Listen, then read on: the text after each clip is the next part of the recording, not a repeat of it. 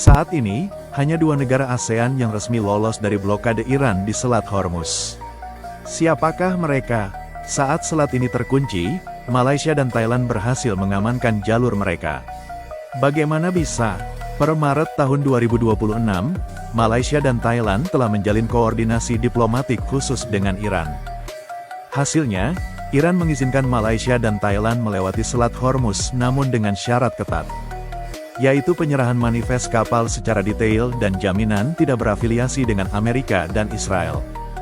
Sementara itu, posisi Indonesia masih berada di zona abu-abu, belum masuk dalam daftar negara prioritas yang diizinkan. Kapal Malaysia lepas tanpa masalah, kapal Indonesia masih tersangkut sampai sekarang. Laluan sama di Selat Hormuz, tapi hasil berbeza. Malaysia pilih jaga hubungan, main diplomasi, tak cari pasal. Hasilnya, laluan terbuka, minyak jalan, ekonomi tak terganggu. Tapi ada juga yang tak bersyukur, sibuk kata kerajaan tak buat apa-apa. Indonesia pula ambil jalan keras, tahan kapal Iran, rampas minyak, bawa kes ke mahkamah. Nampak tegas, nampak berani. Tapi hari ini, kapal Pertamina sendiri sangkut, tak boleh bergerak, bekalan terganggu. Itu realiti bila tindakan tak fikir panjang. Ironinya, kita yang stabil ini dipersoalkan, yang tersekat itu pula dijadikan contoh, kononnya lebih berani. Kadang masalahnya bukan pada negara tapi pada cara kita menilai. Nak nampak hebat sangat sampai tak sedar kita sebenarnya dah selamat. Kerennya Malaysia guys, jujur aku iri nih, lihat nih, Iran izinkan kapal Malaysia lewat Selat Hormuz.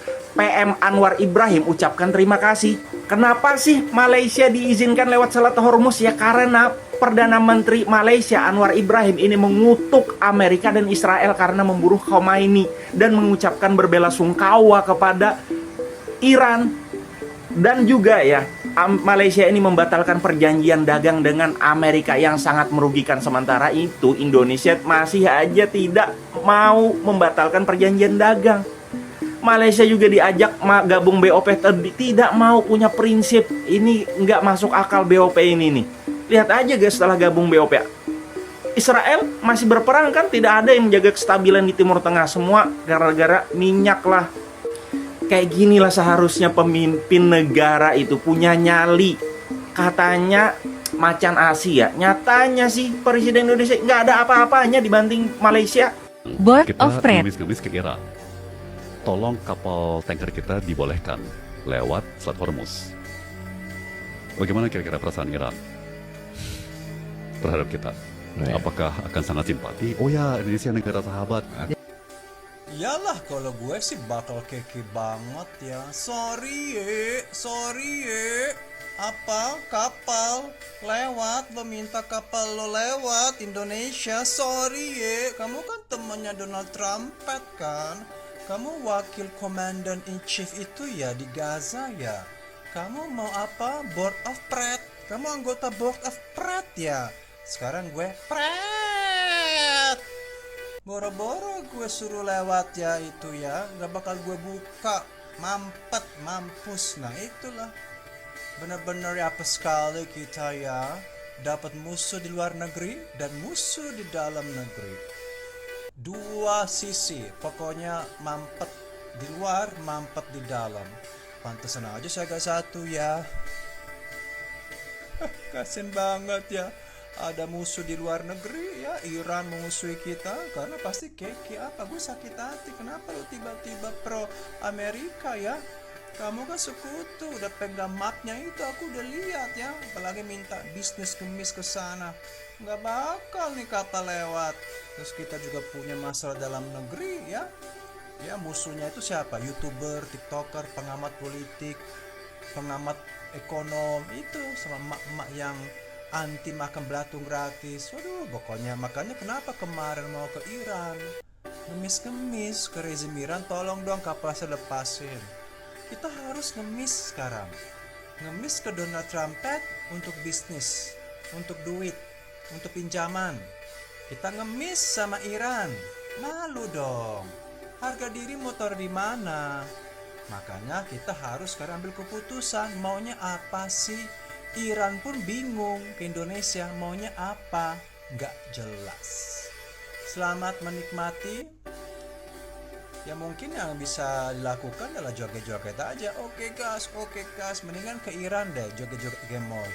Oke gas, tabrak-tabrak masuk. Ya tabrak sini, tabrak sana. Bener tuh lagu itu. Tabrak sini, tabrak sana. Tapi tabrak nggak ada otak. Tabrak ya geger otak ini mah. Tabrak-tabrak masuk. Oke gas, makin tabrak. Otak keretak. Ramai tak tahu Malaysia sebenarnya pernah selamatkan Iran masa negara tu hampir muflis. Kita rewind balik pada tahun 1988, Iran baru je habis perang 8 tahun dengan Iraq. Negara mereka hancur, ekonomi lumpuh dan paling teruk rizab US dollar mereka hampir kosong. Apa jadi? Rakyat Iran mula terputus bekalan makanan asas. Nak masak pun tak boleh sebab minyak masak dan lemak makanan dah habis. Dalam keadaan semua negara anggap Iran ini beresiko tinggi, Malaysia buat satu langkah yang sangat-sangat berani. Pada Ogos 1988, Malaysia jadi negara pertama di dunia sign satu perjanjian khas BPA iaitu Bilateral Payment Agreement. Yang mana macam mana BPA ini berfungsi? Tak ada USD tak apa, kita bypass sistem US dollar. Bank negara Malaysia dan Bank Pusat Iran jadi penjamin untuk semua urusan perdagangan. Maknanya, syarikat dari Malaysia boleh jual barang dan kerajaan Iran akan jamin bayaran tersebut. Jadi kat sini dia jadi zero risk. Dengan sistem ini, Malaysia hantar minyak masak kelapa sawit dalam jumlah yang besar ke Iran. Hasilnya apa? Hasilnya rakyat Iran tak lagi kebuluran dan Malaysia pula berjaya buka pasaran besar di Timur Tengah. Fast forward pada hari ini, bila Selat Hormuz jadi zon panas, kapal dagang Malaysia antara yang dapat laluan selamat. Dan ini disahkan baru-baru ini oleh Menteri Luar kita baru-baru ni.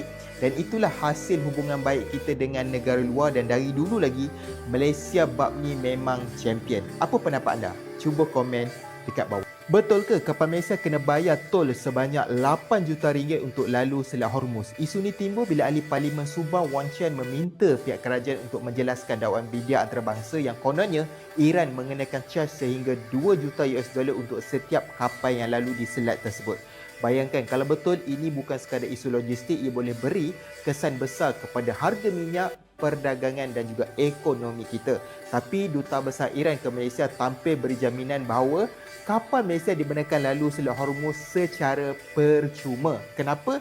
Kerana Iran anggap Malaysia sebagai negara sahabat. Jadi, laluan strategi itu dibuka tanpa sebarang bayaran. Malah, 7 kapal tangki Malaysia yang sebelum ini menunggu di Teluk Parsi kini dah dapat lampu hijau untuk lalu dengan selamat. Maksudnya di sini tiada tol 8 juta seperti yang didakwa dan laluan penting dunia itu masih terbuka buat Malaysia. Apa pendapat anda? Cuba komen dekat bawah. Kenapa kapal Malaysia boleh lepas Selat Hormuz walaupun dunia tengah tegang? Jawapannya mudah, Malaysia bukan musuh Iran. Phuket negara neutral dan ada hubungan diplomatik yang baik. Malah Perdana Menteri sendiri sudah berunding dengan Presiden Iran. Jadi kita bukan sasaran mereka. Haji dalam Pauda Sempur, Iran juga tidak akan tutup laluan itu sepenuhnya kerana Selat Hormuz adalah laluan kira-kira 20% minyak dunia. Kalau semua kapal disekat, harga minyak boleh meletup dan ekonomi global boleh huru-hara. Kejadian apa yang Iran buat bukan tutup tetapi kawal. Semua kapal kena tunggu giliran dan clearance keselamatan. Sebab itu kapal Malaysia bukan ditahan. Cuma beratur tunggu lampu hijau untuk bergerak. Tapi di sinilah realitinya. Walaupun kapal kita dibenarkan lalu, harga minyak tetap naik, kos hidup tetap terasa. Kerana krisis ini belum reda. Diplomasi mungkin berjaya buka laluan, tetapi kesan kepada rakyat tetap sampai.